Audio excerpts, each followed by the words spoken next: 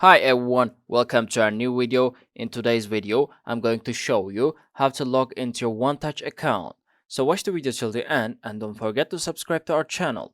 If you have not yet, press the notification bell so that you never miss another upcoming upload from us. Actually, it's pretty easy to log into your OneTouch account. Open up a web browser of your choice and type in www.mbci1Touch.com and press enter on your keyboard. After that, type in your email address and your password into the login area. If you have forgot your password, click on Forget Your Password link and follow the instructions. If you don't have an account yet, click on Register link from here and follow the instructions again. After filling all of your information, click on the Go button, and that's it. That is how it can be easily done. I hope the video was helpful to you. If it was, go ahead and give us a thumbs up. I'll soon be back with more videos like this. Thank you for watching.